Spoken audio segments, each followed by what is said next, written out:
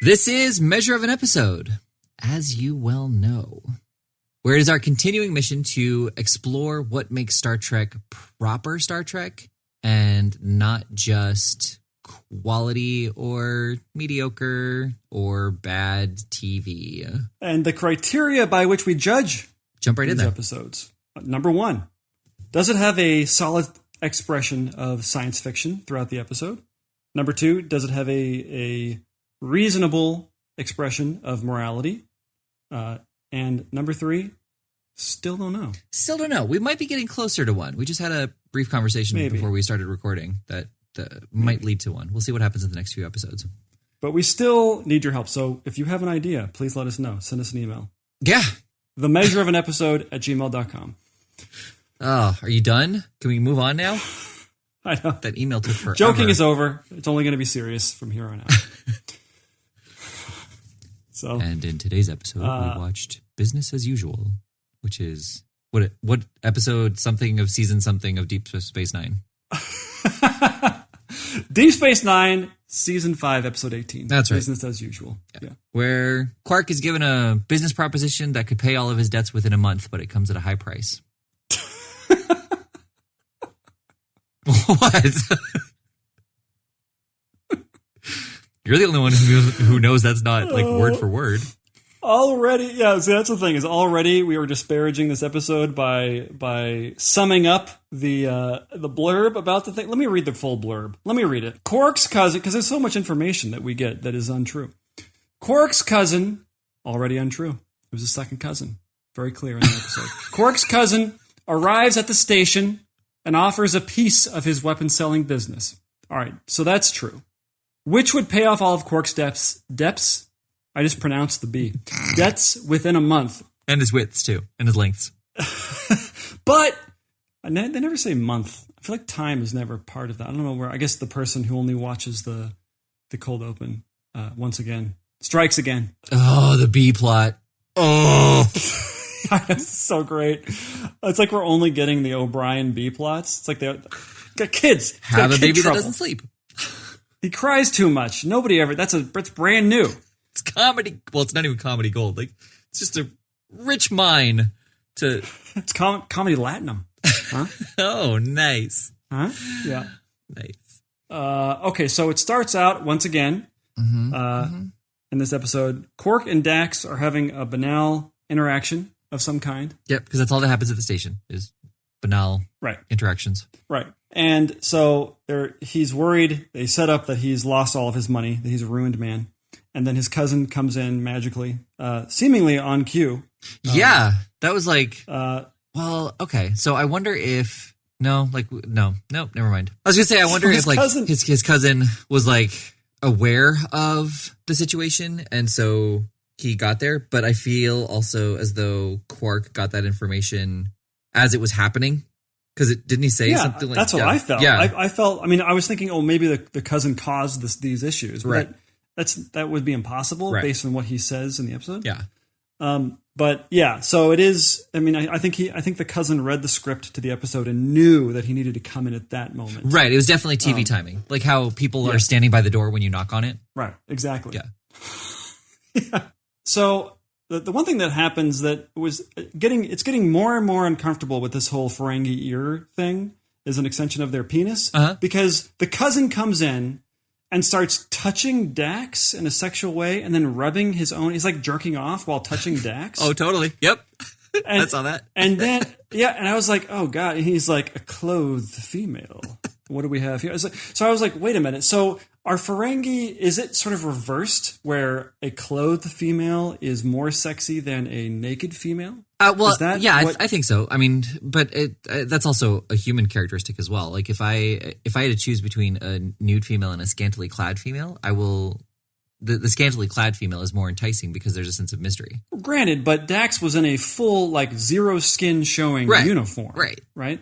So I want to know, is that sexy for Ferengi because they're not used to seeing that? I think so. Yeah. No, I would agree for that same reason. I thought that the Ferengi liked their women unclothed as a submissive thing, as a show of who's boss. But maybe I was wrong about that. No, you're right. That's actually what I was about to say. Like it's a sense of they can't run any business because they have nowhere to hide anything or conduct business, which, I guess to a certain extent they do, but we're not. But so having a fully, I mean, it's got to be just one of Quark's second cousin's fetishes, because you're right. Like it shows a woman of power, and not all Ferengi would find that enticing. But Quark's cousin does. Yep. Quite a bit. Yeah. Yeah. He loads it, right then and there. Into a spank bank. Yep. Flapping his lobes. There's no bank. There's no bank. He just starts spanking, right? Like right then and there. Yep. Okay, so that happens, and he's like, we can be a part of my weapon-selling business, and which is so, like, I have such disdain for the way that they wrote that. I don't know. There's got to be a better way to say weapon-selling business, like arms dealing. I mean, they never say, would you like to join my weapon-selling business? Immediately, they would be like, no, thanks. I don't think that's what they call it in the business. Right? So anyway, so we get past that, and Quark obviously accepts his thing, and then we cut to the B plot. Well, hang on, because he figures out that everything would be on the holodeck, and so it's all these loopholes where he's not dealing with weapons and he's not actually doing any kind of literal transactions. He's just showing people what these weapons are and what they can do, which I want to talk about that too a little bit later. But they, so he's essentially demonstrating a fake model, and then the people go off and do the actual transactions without him. And so Quark was like, okay, yeah, that keeps me outside of it enough that I'm okay with it. I mean, it leads me to believe, why do they need Quark for this? Surely there are holodecks out there that they can just get, and they can do this. I mean, they didn't quite go into enough of this. I guess maybe that they're a station and they can conduct more business. It's more of a centralized location. But if all they needed Quark for was the holodeck, it seems like they could have saved that 5% for themselves. They can get a holodeck somewhere else. I think it's mentioned a couple times, maybe not in this episode, but Quark has some of the best holodecks in the quadrant, just because of what they are able to do with all of the upgrades that have been happening to his. I guess that. Okay. Yeah. I'll buy it. Okay. I buy it. Okay. Then we move on to the O'Brien crap. The O'Brien storyline, where he has the only like issue. The plot is the baby stops crying when O'Brien holds him. Mm-hmm. End of plot. That is, yep. Nothing else happens. Nope. We don't have to talk about it ever again. Yeah. Oh, by the way, eventually that goes away and he can sleep. But that's it. That's the only thing that happens. I will say, yeah. I mean, we can stop talking about it. Like, let's just get the B plot out of the way. That's really all that happens. The only thing that I actually enjoyed was when the baby finally fell asleep in the tech pit, the engineering pit, and that Sisko went along with it. And it was just a great moment of like dad to dad, so like Sisko as the captain knew that the baby couldn't stay there, but Sisko as the dad knows what it's like to move a waking baby or a crying baby and how frustrating it is. And so it was, O'Brien, asks Sisko, can he just stay until he wakes up? He just nodded off. And Sisko, like kind of understanding, but kind of irritated. he says something along the lines of "fine," or yeah. Yeah, I liked the line of "this is not an acceptable solution. Find another one." Right. Like yeah. I appreciated that part. Yes. I felt like it was nice to see Sisko understated a bit. Yes, because everything else is always so overstated and just intense. Like, this is not an acceptable solution. Yeah. Find another one. Exactly. Yeah, I guess they saved that for the villain of this episode, which was so what happens next is Quark is getting ready for the big baddies to come in, and who shows up? Quark's cousin, whose name I can't remember, shows up with Evelyn and Zod's grandpa, right? And Evelyn doesn't ever say a word, right? And then Zod's grandpa, like he is the most overacting. Maybe they couldn't have more than one overactor on an episode. So they had to make sure that Sisko wasn't on it. Right, exactly. And so he was over the top in a cartoon. I mean, like a Thundercats Skeletor? No. Well, I mean, he had peaks and valleys. Like there was no middle conversation. he was your best friend, or he was shouting in your face. Right. And I can understand that's very villain-esque, right? Right. That's sort of what you do. But this is supposed to be a subtle science fiction show. Yeah. Yeah. Like there was no layer, there was no nuance. Like he is the bad guy selling villains, and we had it projected a mile away. It was great, by the way, when Zod's grandpa gives Quark a gift. He's like, I want to show my appreciation for all the work you're doing, even though I'm taking your money and sending it to my kid. And he gives him this very valuable thing, which we're told is very valuable. And at the end of the scene, the scene ends, right? Mm-hmm. And then Quark like turns to Evil Lynn and says, "Look!" Like it was really funny. Like it seemed like an obvious improv of some kind. Like they knew that the scene was done, so he just added that little bit on. I laughed. I LOL'd. It was funny. By the way, going back to O'Brien's baby. No, we were done. Ping pong back. No, we're not done. I had so much to say about it. So, because there is so much to unpack. So much to unwind. See, right. Yeah. So they actually managed to fit in a darts scene with the baby. Yeah, I was really impressed like how good the baby was. Well, at first I thought it was a dummy for most of it, but it turned out not to be. But there were times where it was just a bundle of blankets that he was carrying around. I know. But okay, so there's a point where they're like, okay, maybe there's something wrong with the baby. Bashir looks at it, and they had a great opportunity because they didn't go anywhere with this. It was just him it was like an Altman movie, right? It's just hijinks with O'Brien, but not very good hijinks. So why not give the baby something where it's non-threatening, so it's not like a heavy thing, but something fun. Like, oh, he got the baby must have gotten bitten by Bajoran laughing fleas, right? Or something like that, and it turns into a kind of an adventure for O'Brien where he has to go to this place to get a special kind of medicine. And then he has to take that medicine to this other lady who knows how to take care of like, you know what I mean? Right. Like make it fun, make it science fiction. Yeah. Yep. Don't do something with it where it's not just him talking to people. It's like, oh, you're having trouble with the baby? Oh, that's too bad. Oh, okay. Right. Back to work. The end. Yep. Right. Yeah. Yeah, no, that could have actually, that would have made this a Star Trek episode. Exactly. Yep. But they didn't. Nope. They decided not to do that. So at a certain point, so everybody's loving Quark. What? Intentionally. Like they were like, no, right. No sci-fi in this episode. They did a find and replace for science fiction and just took it all out. They left the replace field empty. You know, right? When you do a find and a replace, you found science fiction, but didn't replace it with anything. Yeah, they just deleted it, just took it out of the script. And yet they still had 45 minutes of show, somehow. Well, that was the problem. There was too much sci-fi. Like, this actually was supposed to be a two-parter about the baby. They were like, nope, just take it out. We got to cut something. What should we cut? What about the O'Brien? No, we're going to keep that in. Got to keep that in. What else can we cut? How about all the science fiction? That's it. Take it out. So there's a point where we escalate how bad Zod's grandpa is, and that's when the guy comes in, and somehow Zod's grandpa knows that the other guy was on Risa vacationing, as though there's only one place to vacation in the universe, and that's Risa. It's the best. It's the best vacation planet. It's not that big, though, right? You never get the impression it's that big. Anyway, let's not talk about that. That's too much science fiction. Let's talk about Zod's grandpa. So what happens is he outs this other employee. He says, you were wasting my time. You were vacationing. We should have been sealing the deal. You're fired. And then that's the end of it. And I was like, oh, well, that was strange. I was expecting some terrible, heinous death. Right. And then later we're reported that something, warp core breach, he's dead. And they obviously attribute it to Zod's grandpa. I was thinking to myself, why couldn't we just see him do something terrible to him? Mm-hmm. Why did it have to get reported to us 3.5 scenes later? Right. Why couldn't you just, right? You could have just cut off all his leg. Well, maybe not that. But something interesting.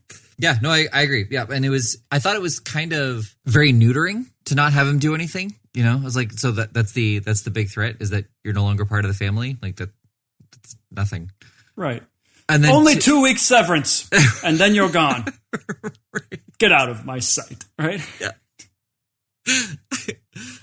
And then, just to have it told to Quark. And it was even told in a way that it was the second cousin. I mean, obviously, it was presented this way for the audience to know that this is what Zod's grandpa did. But it was presented in a way that it was an accident, and Quark's cousin just said, "We know it really happened." You know what I mean? Right. Yeah, absolutely. Even if they reported something that was, we found his head in one part of the station and his left finger in the other part of the station, and, we don't know what happened. Right. But, like that, if it was something terribly heinous they couldn't have possibly shown, that's better than as far as reporting it to us. Right. So, I agree.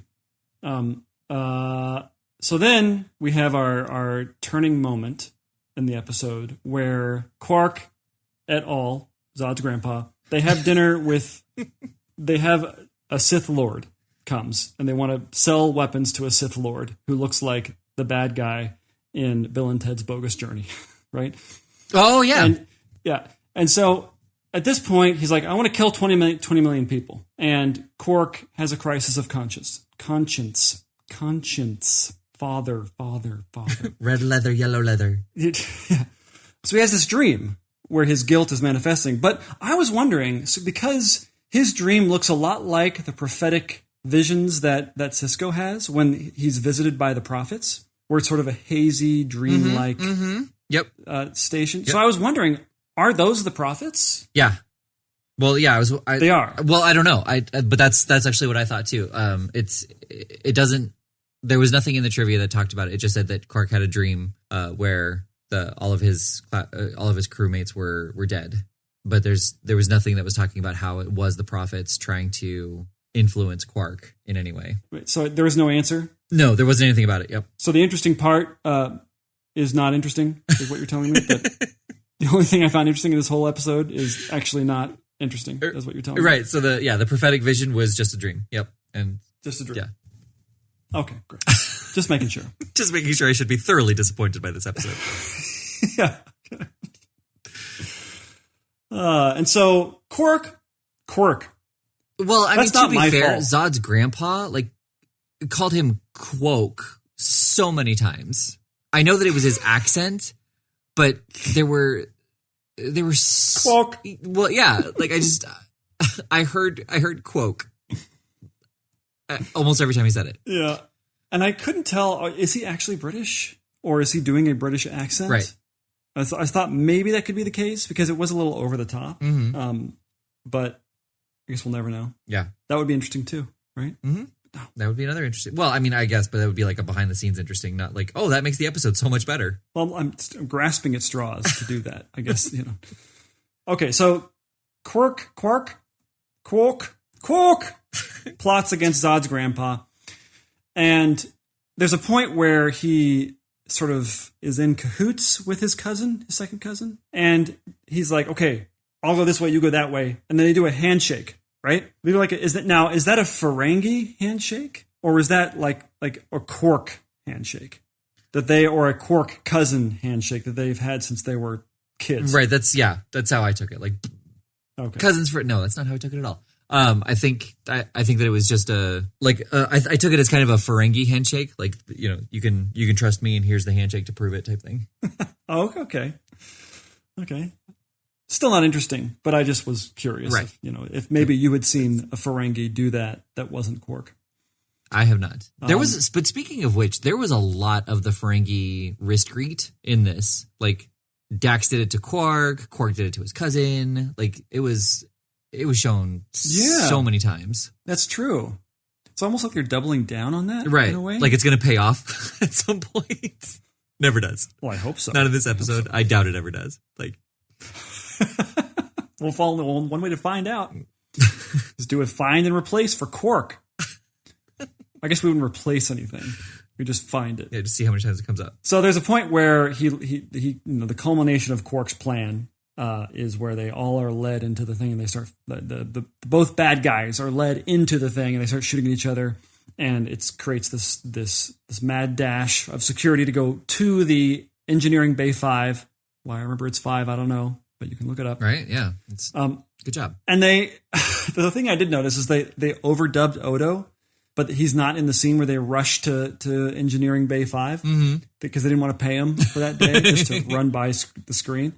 So they just had a little sound bite. I thought that was funny. Yeah, it was actually taken from the previous episode. So well, they have a soundboard, kind of like the Kindergarten Cop soundboard, where people would do that in the late '90s, early 2000s. Where they call people with the "I'm a cop, you idiot." Yeah, exactly. Who was your daddy? And what does he do? What does he do? I have a few questions. I never had the balls to do that. Yeah, I always wanted to do that. It was always funny to me. Right? Yeah. Early internet, so good. Still more interesting than this episode. Anyway, so then like the penultimate scene, I believe, in this episode, Worf shows up. I was like, "Oh, sweet Worf! Mm-hmm. Oh yeah, you're in the show now." This really was a bottle episode. Like they there's nothing about them like needing to tighten the budget at all with this episode. But you know, the person who had the most amount of scenes, aside from Armin Shimmerman, was Jadzia Dax. And right, like that's just so weird. Well, yeah, I mean, I guess O'Brien had the second most amount of scenes, and then Dax, and then Bashir, Sisko, and Worf all had one scene. Oh no, I have it. Wait a minute. I've got it. The most interesting part of this episode. You ready? Yes. Are you sitting down? I am. Are you laying down? Because sit up. I don't want you to fall asleep. So there's a middle ground here. Like, yeah. So Quark is being questioned by Sisko at the end, and they basically tied up a nice little bow, right? Mm-hmm. It's like, oh, they're this here, and they got arrested, and then Sisko starts talking about the Purification Squad, right? Which is, I guess, part of the Sith Lord's culture or whatever that guy's from. There's something called, like, he was Mafia, right? That's where I'm getting this from. There's something called the Purification Squad where if you do something wrong, they come and wipe you out, I guess, right? Mm-hmm. And why can't we have an entire show about the Purification Squad? Right? I want to know what that means, because obviously it's like this very nice, touchy-feely word that obviously means the opposite of what it is. Right.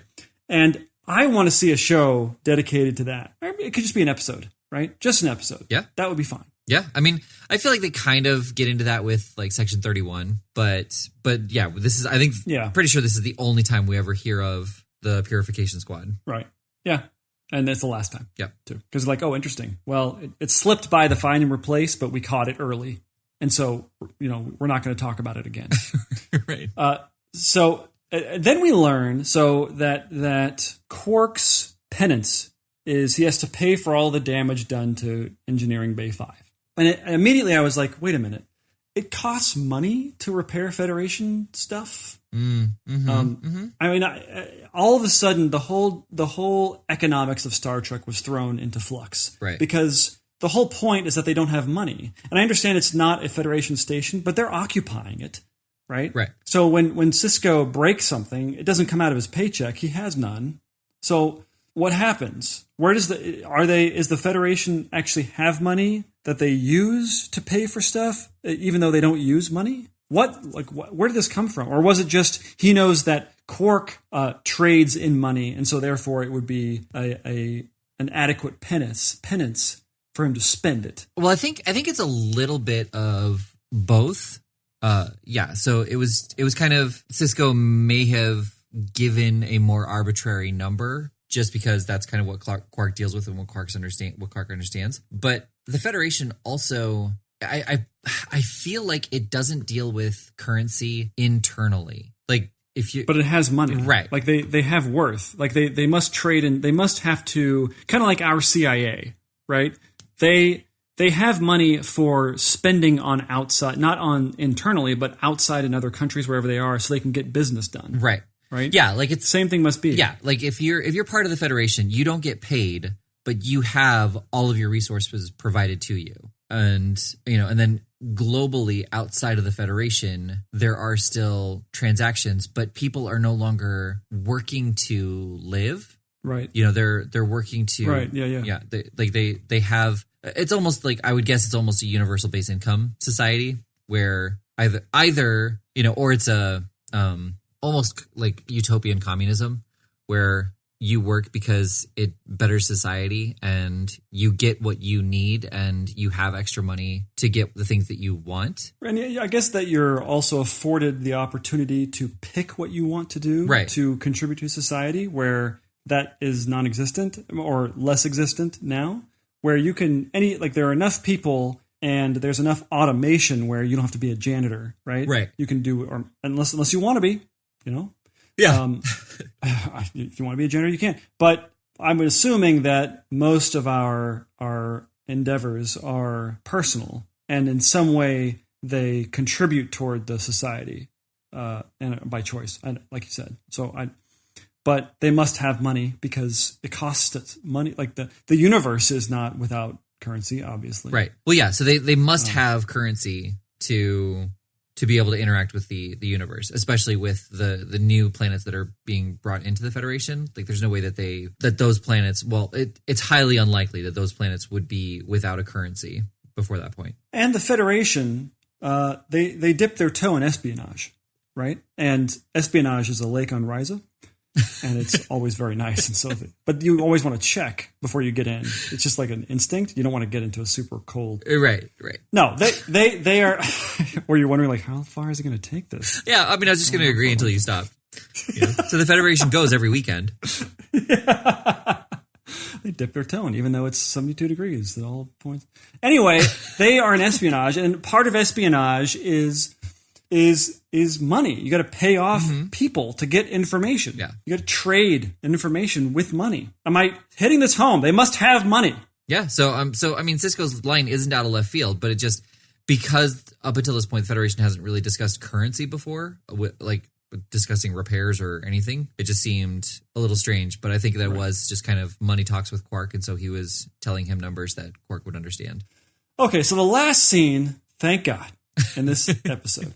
By the way, I should preface this, that when I'm so totally disparaging to these episodes, I think some of the best part of any of these episodes is the acting. Yes. Quark is great in this episode. Yeah, rarely do we encounter bad acting in any Star Trek, right? Mm-hmm. So, I mean, we should say that, like, the acting is always great, and you'll never really hear us, except for Zod's grandpa and maybe a little bit of Cisco. A little over the top sometimes. That's okay. That's Cisco. That's the way he is. Right. Anyway, I just wanted to say that. I think that, it's not like everything about these episodes. It's just everything else. Well, so here's the thing about this episode. Like, if you went into Star Trek and this was your first episode, you would not enjoy Star Trek. But, like, if you're a fan of DS9 or you're a fan of Star Trek in general and you know Quark and you watch this episode, it's actually a really good character piece for Quark. It absolutely pushes his moral boundary of, where is profit no longer important because of the consequences of his action? And, exactly. So as a character piece, this is actually a pretty good episode. It's just, it's not Star Trek. It doesn't, it has literally zero sci-fi in this whatsoever. I mean, maybe the hologram at the beginning, but that can easily be replaced with any other show. Right. And so, so this episode does not fall into the Star Trek category, and I would not recommend it to somebody who wanted to know what Star Trek was like. But if you, like I said, if you like DS9 or you like Star Trek, this is a pretty good episode. Yeah. I mean, it was not entertaining. Right. By the way, if you ever have an opportunity to do this, go and look on YouTube for the individual trailers for these episodes. Oh, okay. A lot of people have uploaded them. Mm-hmm. There's a lot of them for Next Gen. And they're crazy because, we have in our sort of, with our rose-colored lenses, we've situated all of these Star Trek shows in a, not a unserious thing, but not a serious way either. We could have looked at it, I'm not sure the right word is, just sort of fanciful, good, but not super serious. Right? Sure. But they treated it super seriously. I mean, go watch the trailer or teaser, what do you want to call it, for the Geordi episode we just watched, whatever it's called. Aquiel. Okay. Yeah. It is super intense. Okay. The S has hit the fan. Right. The search is on for a cold-blooded killer behind an unspeakable murder. I kill no one. We know you were there. And blind passion traps Jordy with a prime suspect. Do I seem like the kind of person who would murder someone? There's a lot about her we don't know. And there's a lot about her that I do know. And if she's innocent, I want to help her prove it. Now will he be the next target for death? I didn't kill him. Then explain this! Step away from him, Lieutenant. Next time on Star Trek: The Next Generation. So the last scene in this episode is Quark and Dax. Quark and Dax have made up. They were friends. But, okay, so this is my question to you. Their rapport seems very girlfriend-boyfriend. I mean, Dax is always kind of flirty, I guess. At least it comes across to me in that way. So this could be me misconstruing that. But it seems like they're having sex. And in the way when Quark is sort of dealing in arms and everybody knows it, and he sees Dax and he tries to have lunch with her and she sort of rejects him, it's kind of in that we're fighting as girlfriend and boyfriend way, in a kind of that petulant way, not in a you are committing a serious moral crime here and I'm not happy with it, please leave me alone, right? It's more of a I'm really mad at you right now and I have to punish you with my madness kind of thing. Mm-hmm. And then the last one, they're sitting super close to each other and she's like really close to his ear and kind of talking into his ear, which, I guess, we've talked about Dax before with Bashir, how she's kind of teasing him. Maybe she's teasing Quark as well. Right. Maybe. I think part of that was also just the cinematography. They had to be that close. Well, it's sending me seriously mixed messages here. Yeah, no, I get that part too. But I think I really don't think that Quark and Dax ever hooked up. So I think that it really is just them being friends with each other. And well, maybe they'll get to that on Lower Decks. Yeah, maybe. Maybe that will be a storyline on Lower Decks where they get to the behind the scenes how promiscuous Dax was on Deep Space Nine. Speaking of Lower Decks, there is another Star Trek podcast. I know there are lots of them. And I know that you listeners are listening. This is the only Star Trek podcast that you guys listen to. We know that. And we appreciate that. Yeah, we appreciate that. But there's another one. There is another Star Trek, believe it or not. It's called The Funnest Frontier, and it actually is quite good. It focuses more on the Lower Decks show that has just premiered. I actually don't know, when did it premiere? Do we have that information off the top of our head? Not readily available, but it's. I think it's about a month into it. I'm pretty sure that's right. It's great. He talks about he talks about the episodes that come out, and it's sort of a review, contextual review. But also he has some Star Trek news that he talks about, and he kind of gets in the nitty gritty in that sense. And we here at The Measure of an Episode endorse this podcast. Why are you laughing? Don't laugh at me. We here at The Measure of an Episode, the crew, all the people, who make this happen. Right. The whole team heartily agrees. Funnest Frontier, check it out. Well, and one of the things that I really like about the podcast is it's very quick. I think each episode is less than 20 minutes, so it's just a real here's what I thought about the episode. Here's a quick review. Here's a quick synopsis, and here's what else is going on in Star Trek. So it's just a nice kind of in and out. Here's the latest of what's going on with in the Trekverse. So if you are so inclined, if you are a fan of the new show, or you just kind of want to find out if you would be a fan of the show, you should definitely check it out. Oh, the last thing that I wanted to say was this episode was Dr. Bashir's first directorial episode. Oh, I missed that. What's his real name in real life? So his real name is long. Too long to get into? Well, yeah. Okay. So he changed his name like halfway through the run of DS9 from Siddig El-Fadil to Alexander Siddig. And so in the episode, the Dr. Bashir is played by Alexander Siddig, but the episode was directed by Siddig El-Fadil. So. Oh, I wonder if that was a union thing. Can't change your name. I wonder. I think he has a couple of episodes on Game of Thrones. Yep. I believe. Yeah. That was fun to see. And it was the character was different enough that I did not see Dr. Bashir. Like, I think it took the second time of seeing him to be like, oh, it's the doctor. I had no idea that it was Dr. Bashir in this in Game of Thrones. Like, I mean, the fact that they were able to merge the Star Trek universe and the Game of Thrones universe, it was an uncanny effort. Yeah. Yeah, it took a lot of maneuvering, but what was so great was just how it all was so story related. You know, none of it felt forced. No, I mean it was almost like we were in and out. Yeah, didn't even notice. Seamless. Yeah. All right, what's next? Enterprise Regeneration, which is episode 14. Oh no, episode 23 of season 2. I don't remember that episode at all. The blurb that just came up was Sam Beckett in like a cowboy hat and rags. So that'll be interesting to see. Sam Beckett? Man, they're doing all sorts of crossovers. Wasn't there an episode where Harold Dean Stanton was on Enterprise? I feel like there was, and he just played a bad guy. I do wonder if there are any very subtle nods to Quantum Leap in... I wonder if Scott Bakula would be okay with that. You know, obviously the most obvious one is having him do an act out with an oh boy, you know? I think they do that one time, and I think it's a commercial break. I don't think it's the cold open. Kind of like how like it took up to season 3 before Neil Patrick Harris did the computer outro on How I Met Your Mother. Right. Yeah.